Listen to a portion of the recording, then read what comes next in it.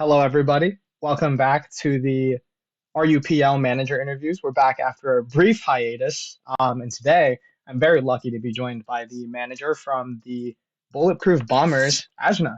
Ajna, how you doing? Feeling great, feeling great. How about yourself? Yeah, honestly, can't complain.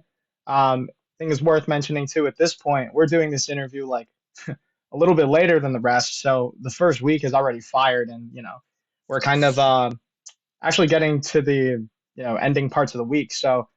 Ajna, first question. Your team has ended the week tied 4-4. How does that feel? What were your expectations coming into the week? And did you like live up to that, surpass it? Yeah, what's the deal?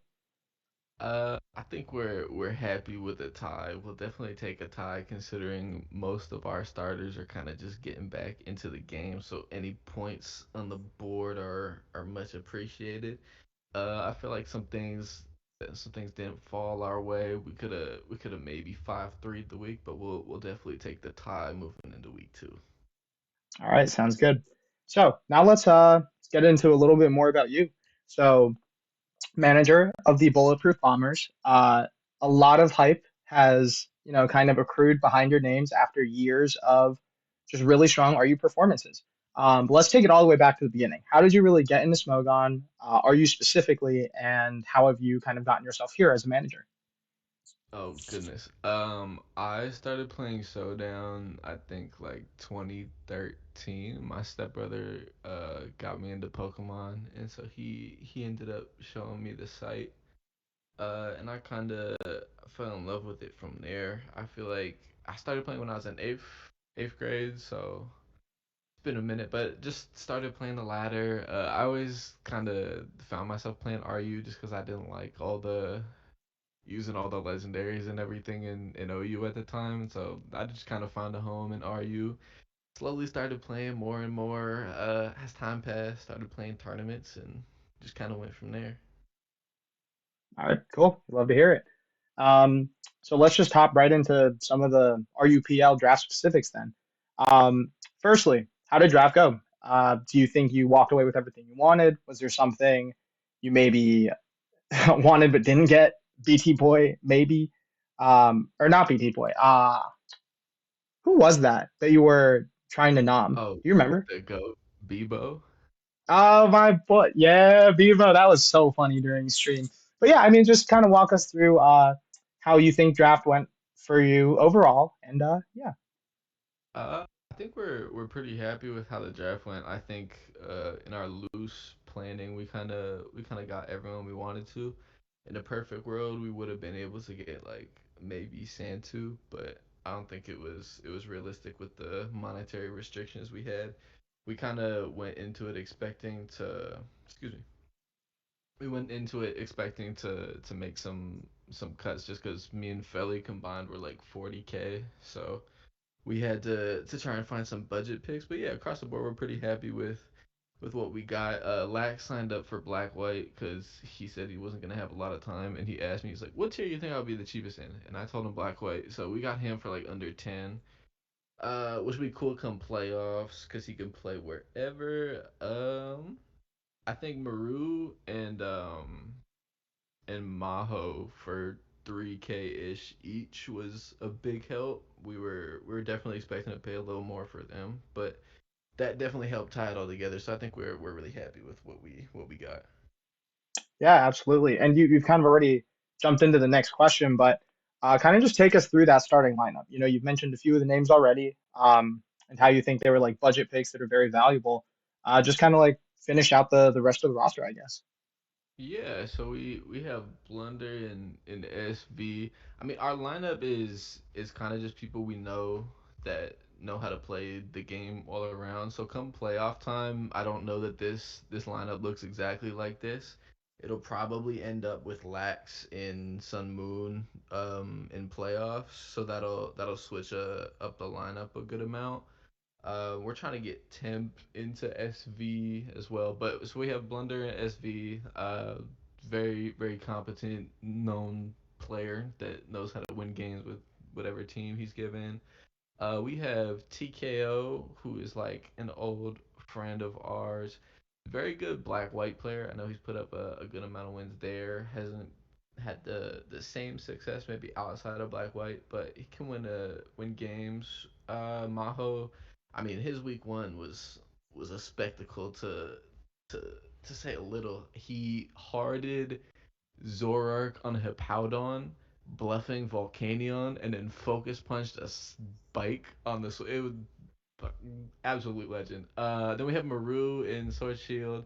Just very happy with the pricing there. I think Maru will end with like 3 to 4 wins for 3K, which is more than you could hope. We have Ema, who will look like the greatest player of all time in the first half of the game, and then proceed to pick the win path that has about a 75% chance to win, but it'll be fun along the way. Myself in Oras, I'll probably get counter teamed to all hell and win about 3 games in the regular season, but come playoffs, hopefully I can turn it around. We have Lax in black and white, which I don't know why people are acting like he can't win games in black and white, but Lax is gonna end with like 5 or 6. It'll be beautiful. And then the greatest player to ever touch the tier of rarely used Felly Burn in BO3. Yeah, I mean, it is kind of funny now, being a little bit in the future. We have the ability to look back on things like the power rankings, which have come out uh, after the rest of these interviews were done.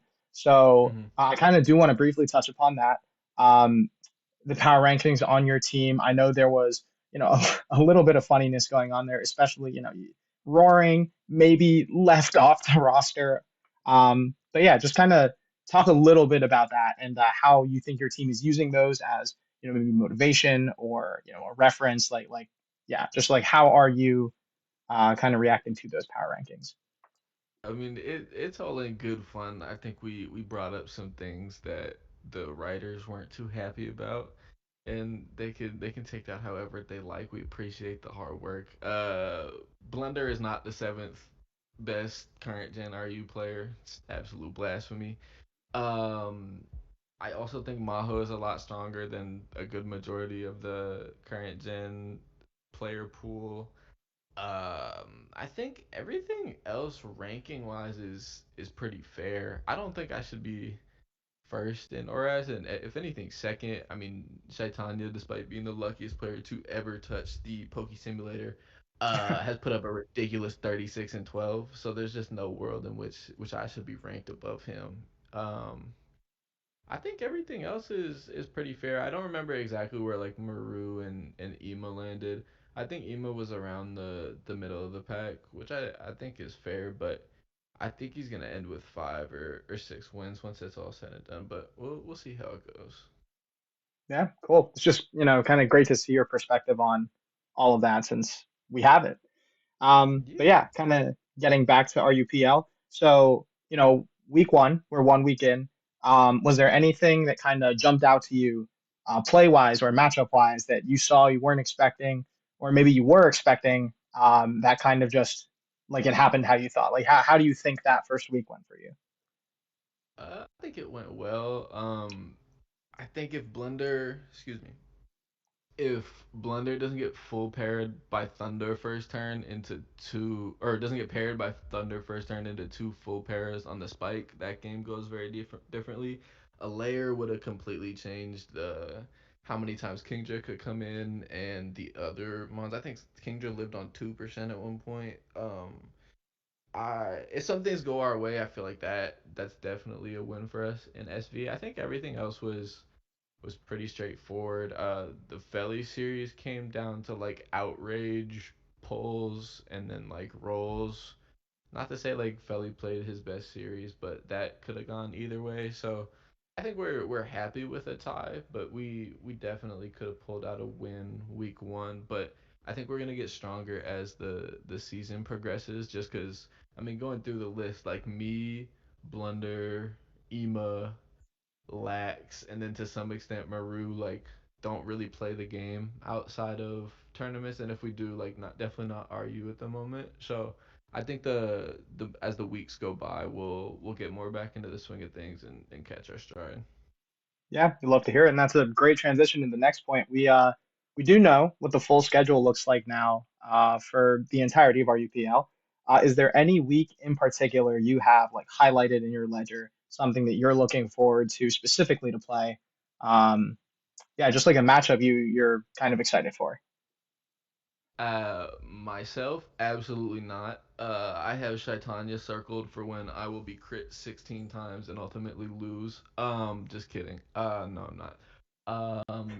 I am looking forward to. I look forward to just playing all my friends. To be honest, I don't really have any matchups in which I'm like dying to play. I've played the game long enough to where I've pretty much played everyone at ORS, so it's not too exciting. I want to see like Felly Punny, Felly Star. Those are always fun, especially in BO3. Um, I want to see. I want to see what me and Felly and Temp and the other guys are able to cook up in the builder as the weeks progress in current gen. But matchup wise, not too excited about any specific one for myself at least. Okay, cool. What about like kind of just overall, like how do you see everyone else's draft, right? Like, is there anyone you think kind of got away with a super strong draft?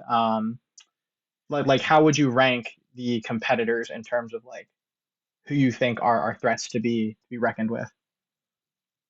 Let me pull this up real quick. I know we have a pin of the draft somewhere. Okay, here. I think that Floss's team definitely has a strong draft off of the fact that the same kind of thing with me and Felly, how they got both of Floss and Franklin for like 40. So that's always going to be a great start. And then they like line that up with ODR, Duck, and then some other like cheaper budget slots. So I think they're super solid. I think Gold Cat's team is solid. Like anytime you have Star on your team, you're gonna do well. As much crap as I'm giving Shaitanya, he's been nothing but great in Aura. So between Star and Shaitanya, you're looking at anywhere between like 10 to 12 wins through playoffs. Um, so they're definitely scary together. Um, I'm not gonna. There's not like one lineup that super sticks out to me. I think personally, um, there's some drafts that the mainers would say are like super strong that I personally don't like. I don't know. Come playoff time, I always feel as if the better player overall is favored, and that's kind of been shown through history. So like, while a lot of the mainer teams might put up a good amount of wins during regular season, I think that some of the newer players with less experience are gonna struggle come playoff time, regardless of if they know the tier in and out or not. So basically, yeah, I mean, Floss's team looks great. I think Goldcat's team is super solid. There's a lot of good teams. Punny team's good. Beraldo's team is solid. I think there's a good amount of competition this year, and there's no like one team that seems like oh they're just not gonna make playoffs or anything. So I think it's decently competitive all around. Yeah, absolutely. And that's like a sentiment we've seen echoed through, most of these interviews. Like a lot of these managers don't really think there's a clear-cut front runner, don't really think there's like a clear-cut, team lagging behind. It all seems kind of competitive, which, you love to see in a team tour format. Um, Yeah, 100. but yeah, I mean, that's about it for all of the RUPL like specific questions. Is there anything that you kind of want to mention that we maybe haven't touched upon and you think really deserves like a chance to be talked about? Mm, Not off the top of my head. I think it's a really cool year just to see. I think RUPL had like the most signups in history that it's had.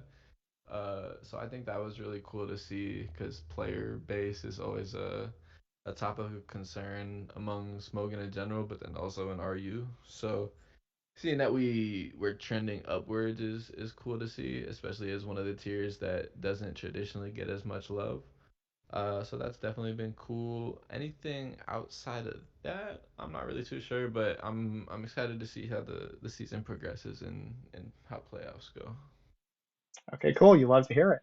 Well, in that case, Ajna, thank you for your time. It's been wonderful talking to you. And Yeah. yeah, if there are no more closing remarks. I will end it here. And with that, I think we're done.